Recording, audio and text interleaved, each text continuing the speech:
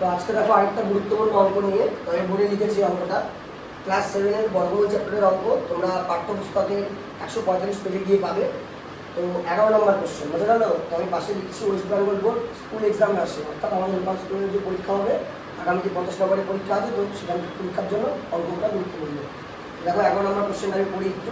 48.09 থেকে কোন দশমিক সংখ্যা বিয়োগ করলে বিয়োগফলের বর্গমূল 5.7 হবে। বলছে একটা দশমিক সংখ্যা দেওয়া আছে 48.09, ওখান থেকে বলছে কোন দশমিক সংখ্যা বিয়োগ করলে বিয়োগফলের বর্গমূল কত হবে 5.7। এটা দেখো আমি যেটা বের করতে বলছি সেটা আন্ডারলাইন করে নিয়ে বলছে কোন দশমিক সংখ্যা বিয়োগ করলে। তো প্রথমে আমরা একদম লিখবো যে ধরি একদম কোশ্চেন দেখে 48.09 থেকে বলছে কোন দশমিক সংখ্যা আমরা ধরে নিব এক্স বিয়োগ করলে, দশমিক সংখ্যাটা আমরা ধরে নিব এক্স। বলবো এক্স বিয়োগ করলে আমরা যা আছে একদম লিখে দেবো কোশ্চেন দেখেই, যে বিয়োগ করলে বিয়োগফলের বর্গমূল কত হবে 5.7 হবে। প্রত্যেক ছাত্রছাত্রীকে আগে লাইনটা লিখতে হবে আমাদের কোশ্চেন দেখে।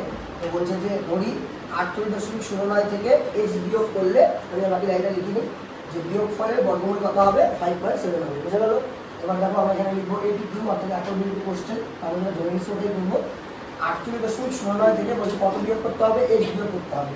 আমি লিখবো 48.09 থেকে আমরা কত বিয়োগ করলাম, এক্স বিয়োগ করলাম। তাহলে এখানে আমরা ধরে নিচ্ছি যে 48.09 থেকে আমরা কত বিয়োগ করবো, এক্স বিয়োগ করবো। এক্স বিয়োগ করবো, কিন্তু এক্স বিয়োগ করবো না, তাহলে আমরা কী করবো বর্গমূল। যদি আমরা বর্গমূল করি তাহলে বর্গমূলের অ্যান্সার আসতেছে আমাদের 5.7।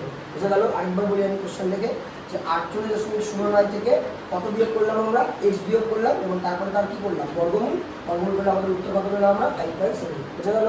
এবার দেখো আমরা সলিউশন করি। এখানে বাবা লিখবা তোমরা যে 48.09 মাইনাস এক্স ইকুয়াল টু 5.7। দেখো বা দিকে আমাদের বর্গমূল চিহ্ন আছে বা রুট চিহ্ন আছে, সেটা ডান দিকে গেলে আমাদের কী হয়ে যায় স্কোয়ার। আমরা এটা জানি যে সমান সমানের বা দিকে যদি বর্গমূল থাকে তাহলে সেটা ডান দিকে গেলে কী হয়ে যায় আমাদের স্কোয়ার হয়ে যায়। বুঝা গেল?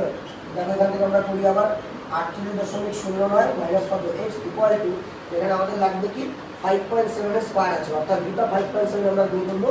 পাশে দেখো তোমাদের সুবিধার জন্য আমি গুণটা শুরু করে দিই।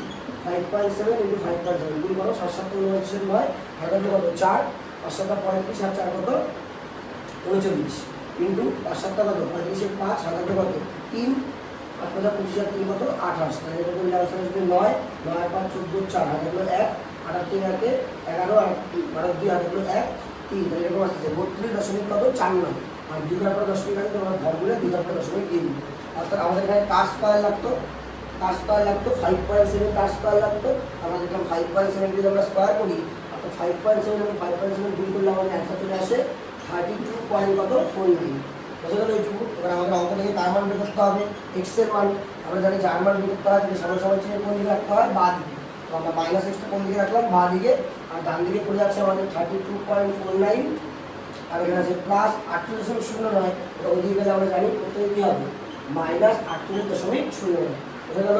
এবার এখান থেকে দেখো কী করে আছে মাইনাস এক্স ইকুয়াল টু, এখানে আমরা দেখলাম বসানোটা ছিল কী হবে মাইনাস, প্লাসে মাইনাসে মাইনাস। তো আমরা বিয়োগ করবো, 9 থেকে 9 বিয়োগ করলে কত হবে 0, 0কে 10, 10 থেকে 4 গেলে কত হয়ে যাবে 6, আর থাকলো 1, তাহলে এখানে হয়ে যাবে 3, তাহলে 8 থেকে 3 গেলে কত হয়ে যাবে 5, আর থাকলো 1, তাহলে এখান থেকে আমাদের 4 থেকে 5 গেলে 3, 8 থেকে 3 গেলে 5, আর এখানে 4 থেকে 3 গেলে কত হয়ে যাবে 1, আর এখানে দেখলাম 2 দশমিক 3 দশমিক দেবে।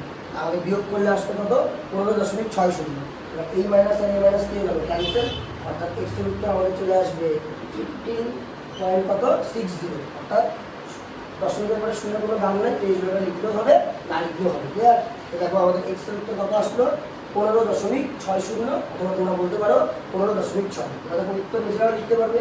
আমাদের বলছিল 48.09 থেকে এক্স বিয়োগ করলে তখন উত্তর সময় কি লিখবো 48.09 থেকে 15.60 বিয়োগ করলে বিয়োগফলের বর্গমূল কত হবে 5.7। বুঝা গেল? অর্থাৎ আমাদের এক্স এর উত্তর কত 15.60, বা তোমরা বলতে পারো 15.6।